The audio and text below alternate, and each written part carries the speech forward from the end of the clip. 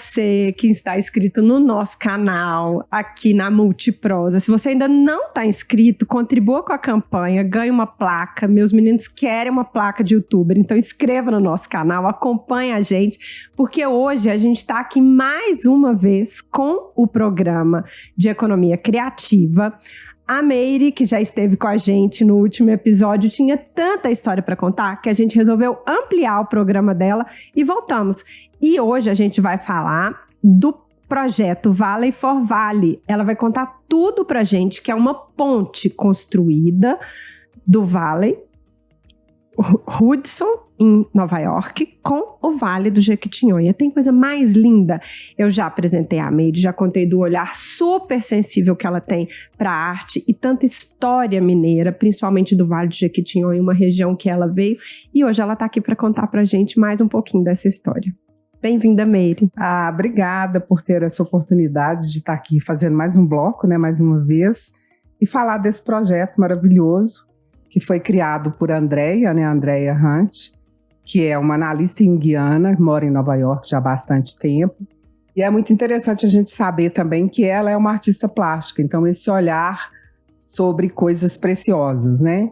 E ela vendo a vida inteira a minha luta pelo artesão, pelo artesanato. Ela é daqui, né, de Belo Horizonte? É daqui de Belo Horizonte. E de que ano que é o projeto? Eu tenho a impressão que é recente. É super recente, é baby ainda, né? Delícia. A gente ganhou o selo esse ano, a gente já entrou com a papelada há mais tempo, né? Uhum. Mas agora a Valley for Valley é uma instituição com selo, ou seja, em Nova York as pessoas podem apostar nessa instituição e ganhar o desconto de imposto, né? Sim, porque também virou filantrópica, é uma né? Instituição, ela já foi criada como instituição filantrópica, então, tá, né? Então vamos lá. E o pretexto da instituição o foco, né? É ajudar os artesãos do Vale do Jequitinhonha. E aí o que a gente começou a fazer? A gente começou a fazer um primeiro projeto que foi trazê-los para a quermesse, para a primeira quermesse. A gente trouxe uma leva, foram 4 artesãos. Depois, numa vaquinha. Tem que contar tudo, gente, porque trazer os artesãos do Vale, do Vale do Jequitinhonha, a gente falou no outro programa, né? Um pouco assim. É você tirar ele do lugar que ele tá. Então, às vezes, que ele vive, que ele nasceu, que a família dele tá ali. Então, às vezes, vem a mãe e quem vai cuidar dos filhos que estão lá? Eu sou sempre preocupada. Sim. Então, trazê-los não é simplesmente uma viagem, né, Meire? E precisou dessa vaquinha. O último você teve lá no mercado com a gente, uma mãe teve que trazer o filho, porque ela não tinha com quem deixar, né? Então, toda essa logística eu tenho que fazer aqui. Eu sou o braço que a André escolheu e me sinto muito grata por isso. Um privilégio, né? Aqui no Brasil. E eu faço a seleção, a curadoria de quais são os artistas que vão vir, né? É interessante também as pessoas saberem que no início, eu e a André, eu falei, André, se você quer fazer esse projeto, a gente vai ter que ir lá em loco.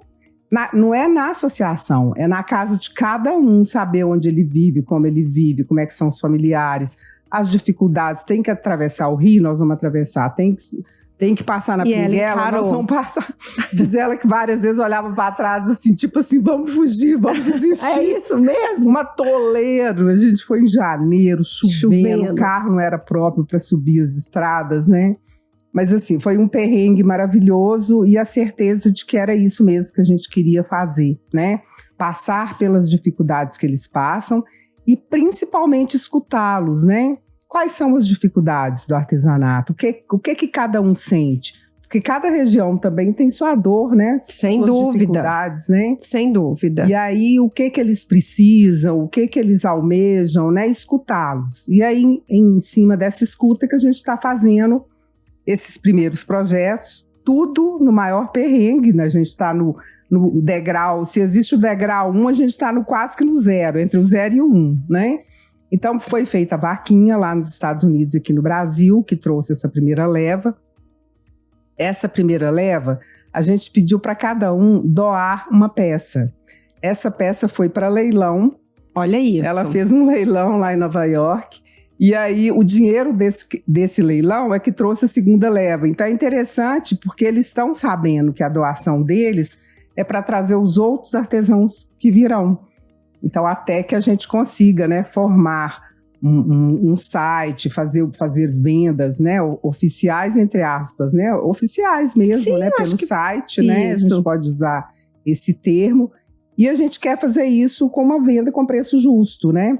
Que uma peça que custa 120 lá, provavelmente a gente vai poder, R$120, a gente vai poder vender por muitos dólares lá em Nova York. Sem dúvida, né? Sem dúvida. A preço de arte mesmo, que é o que a gente quer. Que é o que, exatamente. E aí me conta um pouco, assim, da realidade deles, dos artistas lá no Vale, né? E que eu acho que também pode ter sido um ponto de partida, né? Para a construção desse projeto. Olha, eu acompanho o trabalho deles há anos porque eu sou de lá. Então é muito interessante a gente perceber e citar, inclusive, o trabalho do Sebrae, que tem feito junto a eles, junto a várias associações.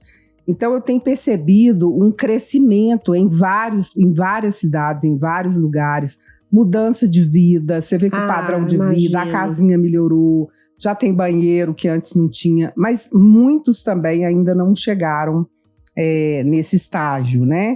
E a cidade que a gente escolheu para começar esse projeto se chama Caraí, que fica no Baixo Vale, né? O Vale de Jequitinhonha tem o Médio Alto e o Baixo Vale. Então, talvez seja, no nosso olhar, a que está mais carente exatamente pela distância, que é muito mais difícil chegar lá. Esses artesãos que vieram agora na última quermesse de dezembro, é impossível você chegar um turista normal não vai lá nunca. Você tem que atravessar rio, o carro normal não chega, tem que ser 3x4. E aí você percebe que eles fazem isso tudo quando fazem de moto, fazem a pé, que eu não sei te falar quantos quilômetros, quantas léguas, né, que são. Mas imagina, um cara que faz cerâmica, que põe essa peça em cima da moto, para até chegar na cidade, para ou botar no correio, ou comercializar, ou colocar na associação de lá, que também não é ainda a associação ideal, né, do formato ideal. Então a gente tem, assim, um monte de desafios, né, e a gente tem um monte de dificuldade, né, então eu tô falando da distância, a distância é uma delas, né, a longura, né. A longura, adoro essa palavra. Também. É uma delas, né, mas tem dificuldades, por exemplo, de embalagem. Não existe plástico bolha lá e graças a Deus, né? Porque é uma peste. Mas o jornal, por exemplo, que é o que eles embalam, o jornal hoje também desapareceu do mercado. Então, em Turmalina, Maria do Carmo me falou que eles compram o jornal usado a R$10 o quilo. Olha, eles muitas vezes não têm. Não tem R$10. Não tem. Né? Então, como é que vai fazer? Entre o almoço e o jornal. Né? Você vai optar pelo jornal. Pelo almoço. Pelo almoço, né? Claro. Mas eu tô trazendo, assim, a questão é um pouco desse olhar de como melhorou a vida deles, que eu acho que é super relevante, né? Mas as dificuldades estão lá na base, né? Se a gente fosse falar de... É o que eu falei, não melhorou a vida de todos, né? Essa região, por exemplo, você sente que são os mais carentes, porque a associação não existe. Existe uma associação que é da Bega, né? Mas que é uma associação que é dentro da casa dela, com muitas limitações, né? Então, a gente precisa... São várias coisas, vários motivos, né? Imagino. Um deles, que é grave, mas aí já é quase que na região inteira, é o analfabetismo, né? Que é do Brasil também. Sim. Então, assim, a pessoa tem um trabalho maravilhoso, mas ninguém sabe que ele existe porque não tem rede. Hoje não tem Instagram, né? Sem Instagram, a pessoa é o cartão de visita, né? Então, assim, a pessoa onde ele mora não tem Wi-Fi. Porque é antes do Instagram, não tem internet. Não. Né? Então, se você não tem alfabetização, se você não é alfabetizado e você também não consegue ter Instagram, quer dizer, as limitações de venda, elas vão se acumulando, né? Outra coisa que a gente percebeu também nessa região é um índice de alcoolismo, assim, gigante, né? Gigante. A gente não sabe, eu não sei o motivo, né? Na raiz a gente imagina, né? Assim, que não deve ser fácil, né? E aí, eu acho tão curioso, porque aí a gente começa a trazer o seu olhar da arte, do artesanato, né? Do artesão. Você vai com o olhar de uma coisa... Eu tinha uma pessoa, um ex-namorado, e ele falava muito assim comigo: se você tá preocupada com com o básico, né? Com o boleto de amanhã, assim, você não vai ter um olhar para a arte, para desenvolver qualquer outra coisa, né? E eu acho que lá você vê muito isso, mas você leva conceitualmente, né? E explica pra gente um pouco, assim, o que diferencia o artesanato, a arte, pra gente também entender como que você levou isso lá. A arte e o artesanato, elas sempre foram, o limite sempre foi muito tênue, né? É um assunto que a gente poderia ficar aqui vários podcasts falando. Olha, o podcast com a Meire, ele vai ser uma temporada, eu acho. Uma temporada. Então, assim, mas principalmente, né, teoricamente seria o artesanato, aquilo que é repetitivo, né, igual, e a arte, aquilo que é único, né, isso teoricamente. Mas a gente sabe, por exemplo, que tem artesãos preciosos lá, né, e hoje é maravilhoso a gente ver essa... Por que eu falo que está tendo uma mudança e um crescimento? A gente está vendo no mundo inteiro. Se abre o Instagram, não tem outra coisa, né? Várias pessoas apostando na arte, né? Que hoje está sendo chamada de arte popular plástica, né? Então, assim, já está ganhando uma outra conotação, né? Antigamente, as pessoas compravam, sei lá, uma boneca do Vale ou uma peça do Vale, achando que aquilo era bacana para a casa de campo dela e não para a casa da cidade. Hoje você já está vendo os galeristas apostando nisso, né? Haja visto, por exemplo, que o Andrezinho, que foi um rapaz que a gente trouxe, que é um escultor de pássaros, chegou um colecionador no segundo dia da quermesse, comprou todos os pássaros do André. Foi tão emocionante. Foi uma revoada. Ai, é isso que eu ia falar. Eu arrepio, tá? Dá um zoom nesse momento. Porque foi uma revoada e, assim, a gente vai falar um pouco dos artistas, né? Mas a emoção dele, assim, nesse momento mesmo. Não tem preço, porque o que a gente... qual que é o pretexto de trazê-los, né? Primeiro, que eles deixem de ser invisíveis, né? A gente falou aqui que muitas vezes é citado no geral, né?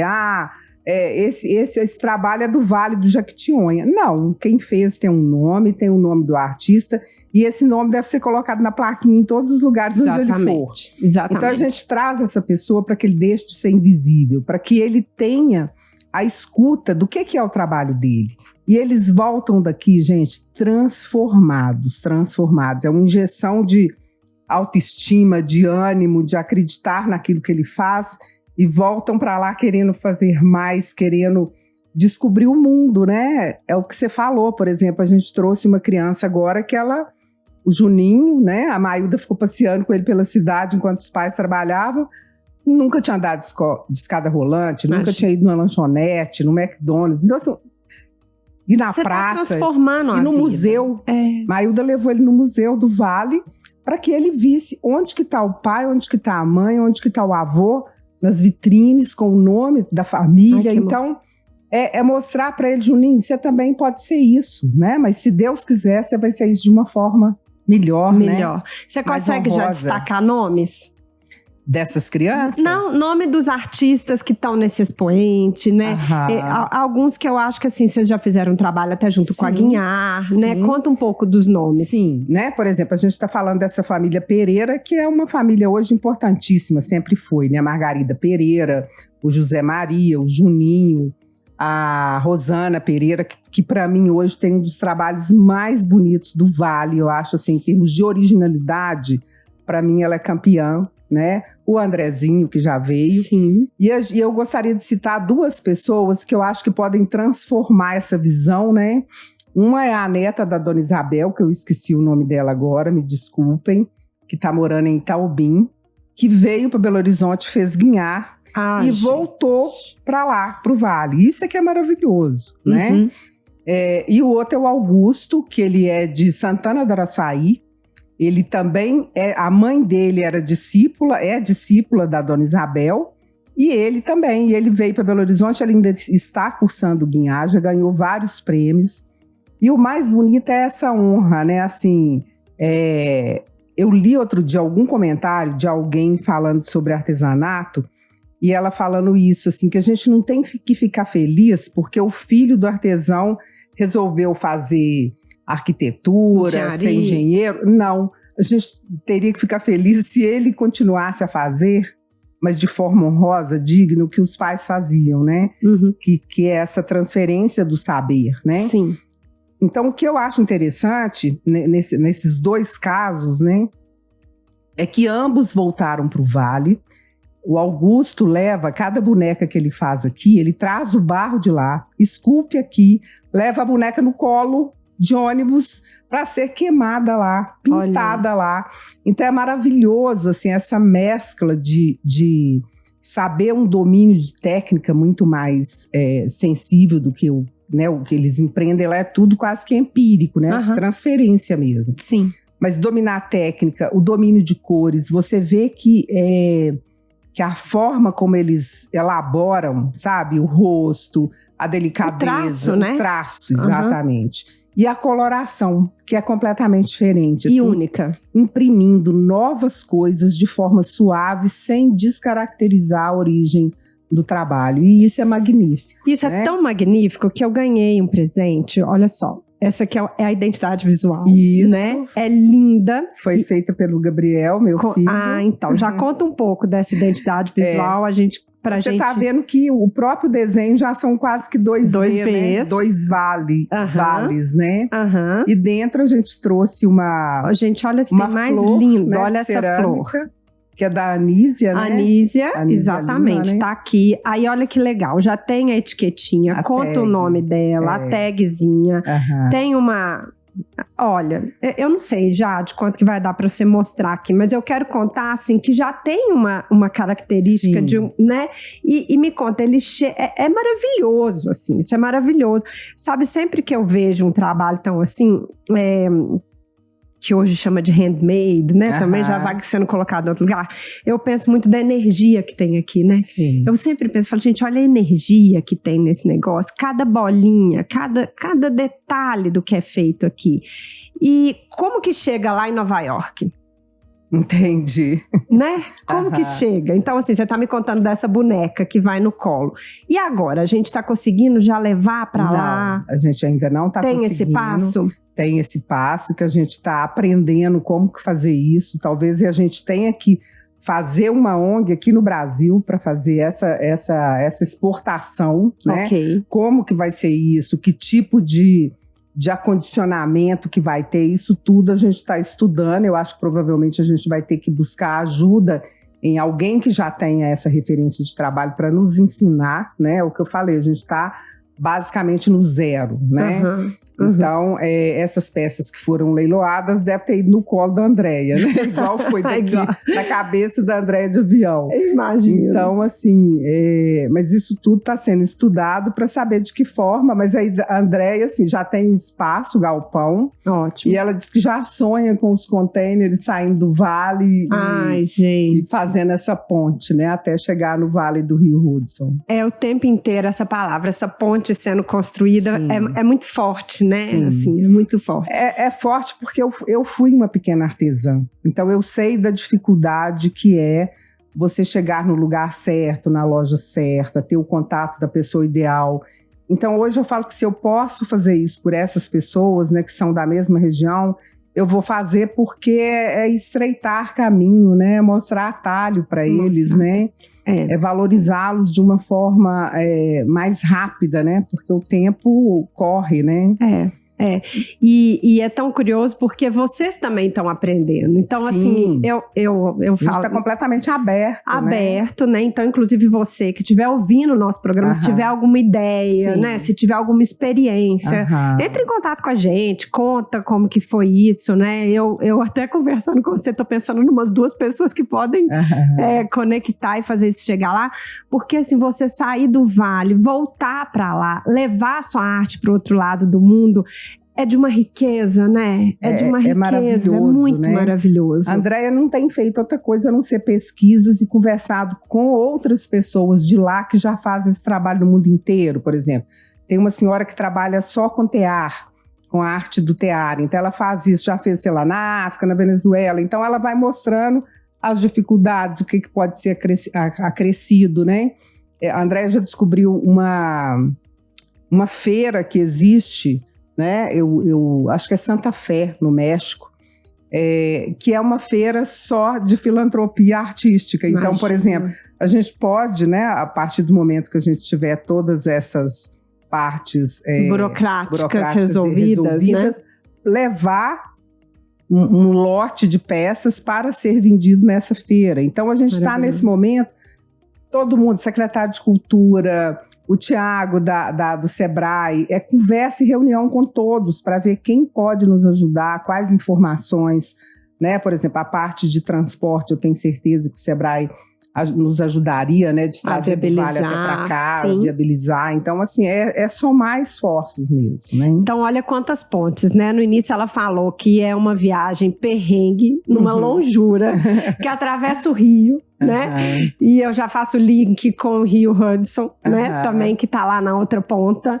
E aí depois ele chega aqui em Belo Horizonte, ele tem que estar condicionado, ele vai chegar em Confins, né? E aí de Confins ele vai em container, a gente vai entender como que vai ser isso. É um mundaréu de coisa. É um mundaréu de coisa para essa beleza que tá aqui, né? É o símbolo, né? É o símbolo.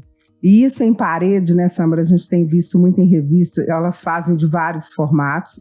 E é o que você falou, cada um imprime, né, essa flor, ela é um patrimônio, assim, então várias associações fazem, uma faz com a pontinha redonda, uma menor, outra maior, e você coloca isso na parede, fica maravilhoso. Né? Maravilhoso. E com pigmentos também. É interessante a gente notar que cada região do vale tem determinadas cores. Lá em Caraí, por exemplo, que é onde a gente está começando esse trabalho, só existe o vermelho e o branco, a terra quase vermelha e a branca. Essa daí já é de Turmalina, que é uma região que detém mais pigmentos de cores diferentes, né? A terra lá é propícia para isso. E tudo é cor natural, né? Todas essas a cores pigmentação são naturais, natural. Toda natural. Já podia ser um outro programa, mas eu vou aproveitar. Me conta um pouco, assim, do desenvolvimento da pigmentação natural. Porque hoje, por exemplo, quando alguns trabalhos que eu fiz, já vi, assim, artista de roupa, né? Assim, querendo trazer pigmento natural para roupa, para quadro. Lá isso já existe, já está dominada essa técnica. Lá é o seguinte, tudo é tirado do próprio barro, da própria argila, né? Então, eles recolhem, e pelo que eu vi as meninas ensinarem, a Maria do Carmo e a Anísia, essas cores, cada cor, cada tom do barro que eles acham, eles colocam num balde com água. E esse processo vai decantando, o barro vai decantando e formam o que eles chamam de oleio, que é a extração que eles tiram dessa cor para cada tom de barro, aí vai fazendo os vidrinhos com esses oleios. Elas já vendem hoje isso, inclusive eu levei num grupo de viagem, né, que a gente faz a expedição para o Vale, várias ceramistas, elas ficaram loucas, porque tinha cores que a gente tem visto lá, que parece, por exemplo, cobre, parece um cobre acetinado. É tudo natural, gente, maravilhoso. E outra coisa que é linda e que quem não entende dá um nó na cabeça, por exemplo, quando você pinta de amarelo, não significa que vai ficar amarelo. Na hora que queima, vira outra cor. Então, elas têm que ter na cabeça toda essa química, né? Porque é uma química. Eu tô pintando a boca dessa cor, mas ela vai ficar, quando queimada, na outra cor, né? A única cor que não muda é o preto, porque normalmente ele é feito depois que elas queimam. É que coloca o preto. Mas várias das outras cores, elas mudam de cor quando são queimadas também. E tudo isso, olha quanto aprendizado empírico, né? Tudo empírico. É de uma riqueza, gente. É de uma sabedoria, né? Essa menina que eu insisto em esquecer o nome dela, a neta da Dona Isabel, tem um caso que eu escutei ela contar, que é lindo, que ela fala o seguinte, que a avó dela falava várias coisas, por exemplo. Né? Eu vou chutar aqui, não é bom queimar na lua cheia. Tá? Aí... Mas se isso der um dia de sábado, pode. Então ela fala assim, gente, não dá para entender porque minha avó falava isso. Então o que eu faço? Eu continuo seguindo todas as regras que ela ensinou, mesmo que eu não as entenda, mesmo que eu reconheça que tem um furo aí, ela continua fazendo tudo igualzinho, né? E eu falo a própria história, né? O movimento corporal, como que amassa, isso tudo é uma leitura... É um movimento tácito, né? Que eles repetem. A mãe fazia dessa forma, o gingado do corpo, e elas continuam repetindo, né? Que lindo. E é lindo você perceber também, assim, hoje, depois de muito estudar isso, onde que fica o forno, onde que fica o fogão que cozinha. Porque é a mesma mulher, que é a dona de casa, que é a mãe que está fazendo o almoço. Então, elas sentam no chão, não existe bancada de trabalho. tudo é feito sentado no chão. Então elas estão ali no meio da sala fazendo essa bola, fazendo um pote, aí ela levanta, vai lá no fogão. Então, põe uma água, né? Tudo está no entorno, o menino está no entorno. É muito interessante a gente verificar assim, que aquilo ali é a vida delas, é a leitura. Por isso que é importante. Eu falo que a alma do artista está no ateliê dele exatamente por isso. Você faz uma leitura do dia a dia, né, daquela mulher, daquela pessoa, da vivência, pelo cenário que você visualiza, né?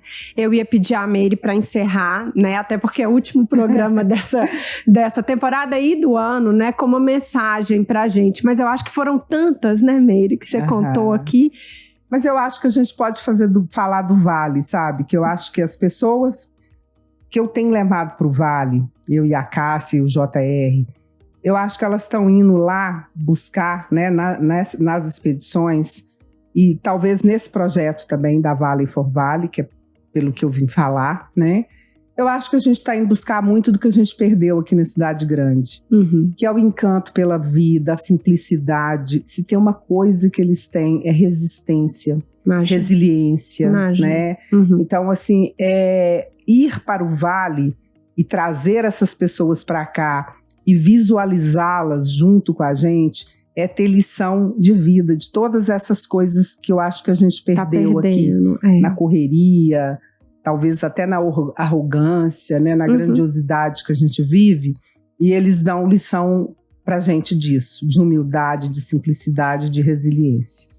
Tá feito o recado, né? Eu não sei se é uma expedição que as pessoas podem ir, de repente. Podem? Ah, gente, olha. Fiquem ligadas no Instagram, que o ano que vem a gente faz, normalmente é em junho, né? Esse trabalho, né? E também eu gostaria que vocês seguissem a Valley for Vale, né? Ah, sim. Então deixa o arroba. O arroba Valley, com 2 L's e Y, for Vale, né?